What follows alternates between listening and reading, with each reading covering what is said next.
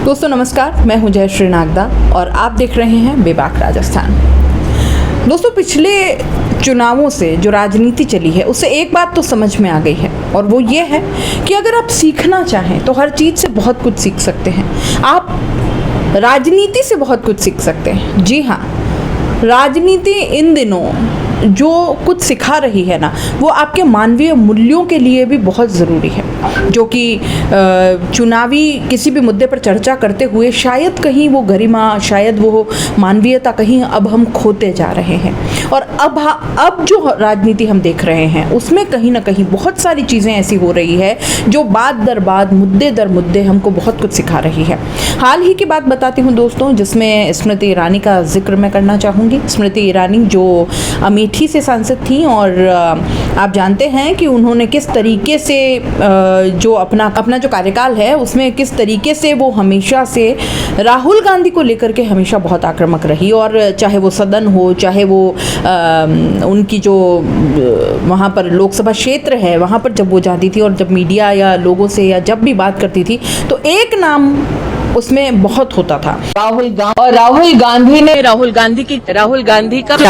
ने मतलब 5 मिनट की अगर उन्होंने कोई बात की है तो उसमें कम से कम भी 20 बार राहुल गांधी का नाम जरूर होता था। स्मृति ईरानी की कोई बात, कोई भाषण, कोई स्पीच, कोई प्रेस कॉन्फ्रेंस राहुल गांधी या गांधी परिवार के बिना कभी पूरी नहीं हुई। लगातार राहुल गांधी और गांधी परिवार पर वो हमलावर रही और अमेठी की जो जनता थी उनके बारे में जो बातें करनी चाहिए थी, उनकी समस्याओं पर बात करनी चाहिए थी, उनके मुद्दे जब सदन में उठाने थे, बजाय इसके स्मृति ईरानी का जो पूरा फोकस था वो कहीं और था। और शायद अमेठी की जनता को ये पसंद नहीं आया हो, या शायद वो जिस तरीके की सांसद अपने लिए चाह रहे थे वैसी सांसद वो नहीं थी। वो मंत्री भी रह चुकी हैं स्मृति ईरानी, और किस तरह की मंत्री रही हैं, कितना महिला एवं बाल विकास की भी अगर बात करें तो वो किस तरीके से महिलाओं के साथ उन मुद्दों में खड़ी रही, नहीं रही। हाँ, वो तब ज़रूर खड़ी रहती थी जब मुद्दा भाजपा से जुड़ी किसी महिला नेता या किसी महिला का हो। लेकिन जहाँ भाजपा पर सवाल उठ रहे हैं, जहाँ भाजपा की सरकार से कोई महिला या कोई लड़की अगर उत्पीड़ित है जिसका सीधा सीधा असर भाजपा से है, तो वहाँ पर हमारी जो ये मंत्री जी हैं स्मृति ईरानी, पूर्व मंत्री जी, वो कहीं नज़र नहीं आती थी।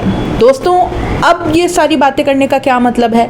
तो दोस्तों मैं जो बात कर रही थी कि हमको राजनीति कुछ सिखा रही है, वो ये है कि जब आपका अच्छा समय है तो आप ऐसा कुछ मत करिए, ऐसा कुछ मत कहिए कि जब आपका बुरा समय आए तो वही बातें, वही जो आपका अभिमान, वो जो सारी चीज़ें हैं ना, वो चीख चीख कर आपके ही कानों में आपको सुनाई दे और आपको बार बार सुनाया जाए कि देखो जब तुम अच्छे समय में थी, जब तुम्हारा अच्छा समय था तो तुमने ये कहा था, तुमने ये किया था।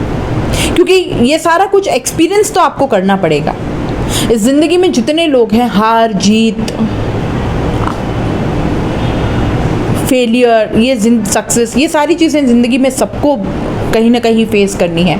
और इस वक्त स्मृति ईरानी जो फेलियर फेस किया है उन्होंने इन चुनावों में, उसके बाद से लगातार ट्रोल की जा रही हैं और लगातार उन पर जो है जनता या जो भी, मतलब कह सकते हैं कि राहुल गांधी समर्थक हों या कांग्रेस समर्थक हों, लेकिन उनको लगातार कटघरे में खड़ा कर रहा है। और वो सारी बातें, वो सारे भाषण, वो सारी उनकी जितनी बातें थी जो उन्होंने राहुल गांधी के लिए कही थी, वो सारी कुछ याद दिला रहे हैं।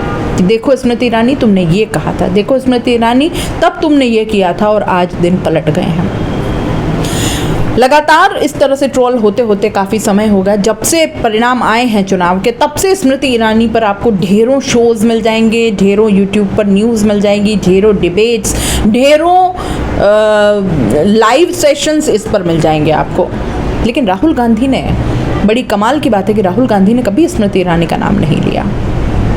अमेठी से जब उन्होंने ना लड़ने का फैसला किया राहुल गांधी ने, तो स्मृति ईरानी ने इस बात का भी फुटेज खाया। मेहमानों का स्वागत है। हम लोग अतिथियों के स्वागत में कोई कसर छोड़ेंगे नहीं। इतना ही कह दूं कि अमेठी से गांधी परिवार का ना लड़ना इस बात का संकेत है कि कांग्रेस पार्टी चुनाव में एक वोट पड़ने से पहले ही अमेठी से अपना हार स्वीकार कर चुकी है। क्योंकि अगर उन्हें लगता कि यहाँ जीत की कोई भी गुंजाइश है तो वो यहाँ से लड़ते, अपने प्रॉक्सी को ना लड़ाते। इस बात का भी जिक्र किया कि स्मृति ईरानी के सामने खड़े होने की शायद उनमें हिम्मत नहीं थी, इस वजह से वो वहाँ से भाग गए, लेकिन ऐसा नहीं था। उन्होंने वहाँ से किशोरी लाल को उतारा, जो कि वहाँ का लोकल कार्यकर्ता था और जिनकी लोगों में ज़्यादा पकड़ थी, लोगों में ज़्यादा पैठ थी, और एक आम कार्यकर्ता को इतना सम्मान देना हर किसी के बस की बात नहीं होती। अब आते हैं चुनाव लड़ने या नहीं, इधर से लड़ना है, वायनाड से लड़ना है, कहाँ से लड़ना है। दोनों ही जगह से राहुल गांधी लड़े और दोनों ही जगह से 3 लाख से ज़्यादा वोटों से उन्होंने बढ़त ली, जबकि बनारस में आप देखिए स्वयं प्रधानमंत्री जी 1-1.5 लाख वोट के अंदर अंदर सिमट गए। तो बहुत बड़ी बात है, देश का प्रधानमंत्री इतने वोट नहीं जुटा पाता जितना राहुल गांधी 2 जगह से जुटा पाता है।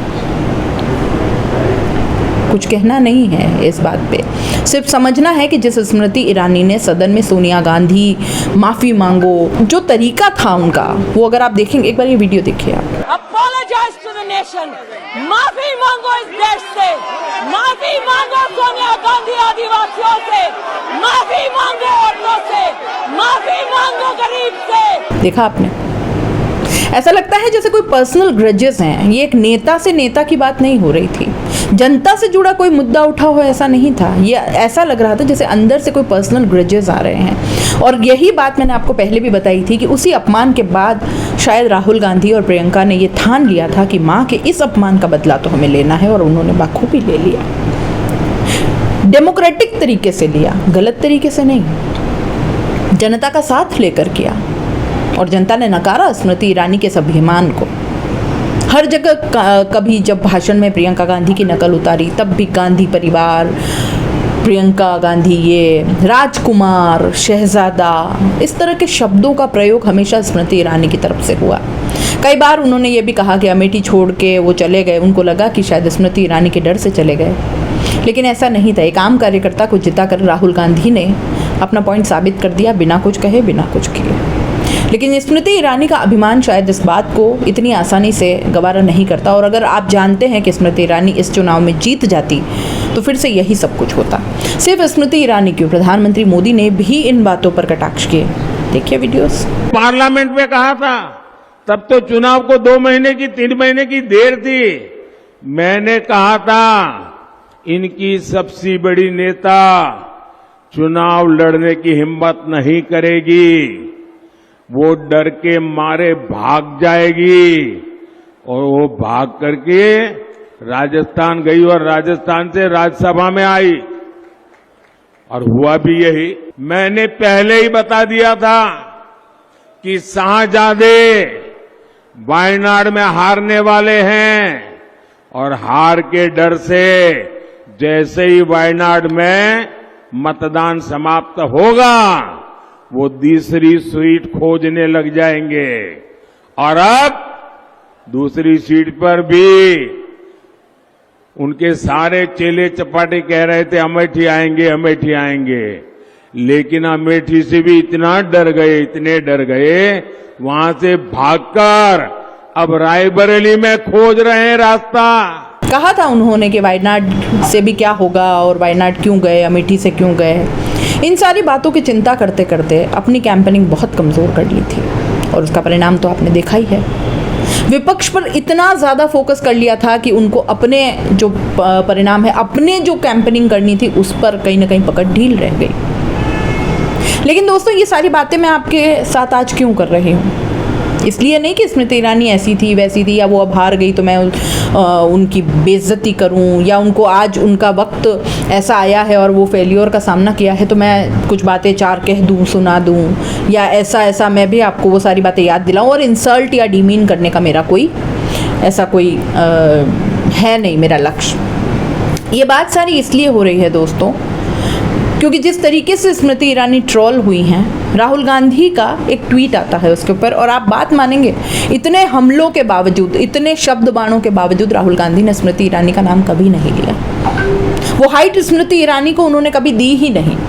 शायद उन्होंने बात करने लायक भी स्मृति ईरानी को नहीं समझा था अब तक। लेकिन जिस तरीके से एक महिला नेत्री के ऊपर लोग कमेंट कर रहे हैं, फिर चाहे वो चुनाव हारने को लेकर हो, फिर चाहे वो सदन में सोनिया गांधी से जिस तरीके से उन्होंने बात की उसको लेकर के हो, फिर चाहे वो राहुल गांधी के फ्लाइंग किस वाला मैटर हो। आप जानते हैं फ्लाइंग किस के टाइम पे भी उन्होंने किस तरीके से इस मुद्दे को उठाया था।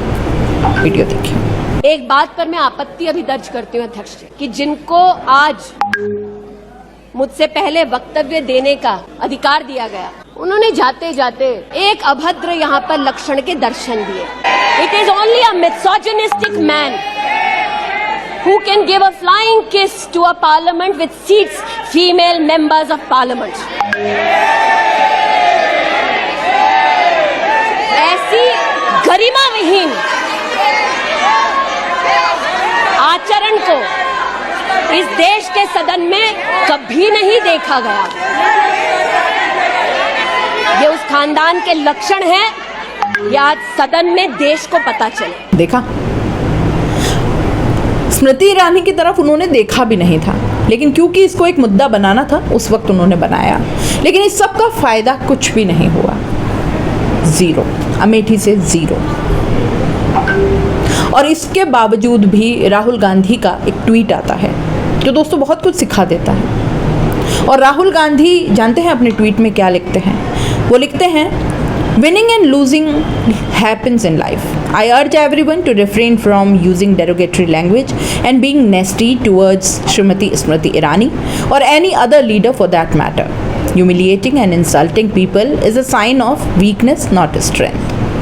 इसका मतलब ये है कि मैं हर एक से ये निवेदन करता हूँ कि डेरोगेटरी रिमार्क्स या गलत तरीके की भाषा का या इस तरीके की जिनसे किसी की हम बेइज्जती करते हैं, इस तरह के कमेंट्स, इस तरह की बातें ना करें। हार जीत लगी रहती है, राहुल गांधी का ये कहना है। और उन्होंने कहा था कि किसी की बेइज्जती करना, किसी को नीचा दिखाना, ये आपकी स्ट्रेंथ नहीं दिखा रहा है, ये आपकी वीकनेस दिखाता है। कितनी बड़ी बात है। तो फिर दोस्तों इस एक लाइन में बहुत कुछ छुपा है। पिछले 10 सालों से क्या स्मृति ईरानी और मोदी जी अपनी स्ट्रेंथ का प्रदर्शन कर रहे थे? शायद नहीं, ये वीकनेस थी उनकी।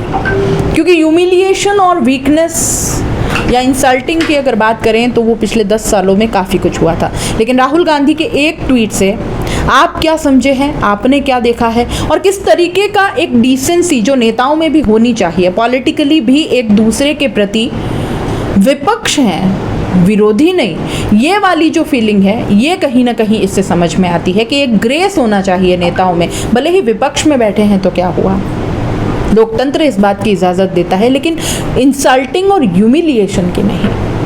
आप इस पर क्या सोचते हैं? अपनी राय कमेंट बॉक्स में लिख भेजिए और जाते जाते चैनल को लाइक, शेयर और सब्सक्राइब करते जाइए। तो दोस्तों, खास मुद्दे की बात और उन लोगों के काम की बात जो बनना चाहते हैं सोशल मीडिया यानी यूट्यूब और इंस्टाग्राम पर एक बड़ा इन्फ्लुएंसर और महीने के हजारों लाखों कमाना चाहते हैं, तो आपके लिए बेबाक राजस्थान एसके क्रिएटर्स के साथ में लेकर वो चीज आए हैं, यानी कि मास्टर क्लास कोर्स लेकर आए हैं जो आपको बनाएगा इंस्टाग्राम और यूट्यूब का बादशाह।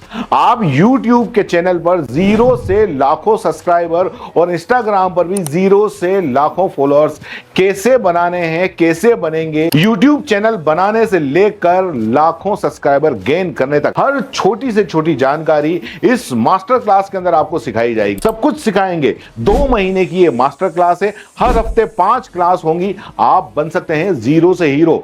हर वो टेक्निकल नॉलेज जिसके बूते पर आप अपना चैनल ग्रो कर सकते हैं और लाखों कमा सकते हैं। तो देर किस बात की, नीचे लिखे नंबर पर कांटेक्ट करो और अपनी सीट बुक करवा लो, क्योंकि बहुत सीमित सीटें हैं। बाकी फीस कितनी है, आपको और क्या क्या जरूरी जानकारी चाहिए, वो सब कुछ आप इस नंबर पर पूछ सकते हो।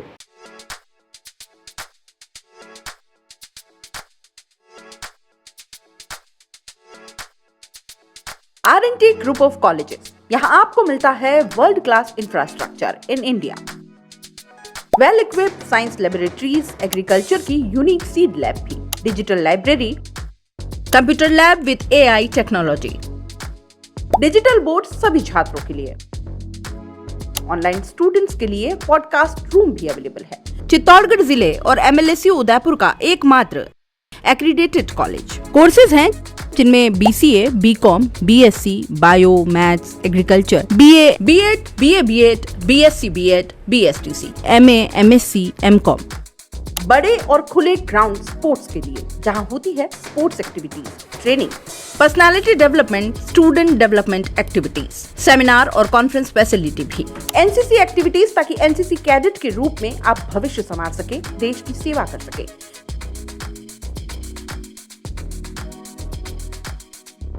ये विजन है RNT and Vivekananda group of colleges के चेयरपर्सन डॉक्टर वसीम खान का। तो आज ही ज्वाइन करें RNT and Vivekananda group of colleges.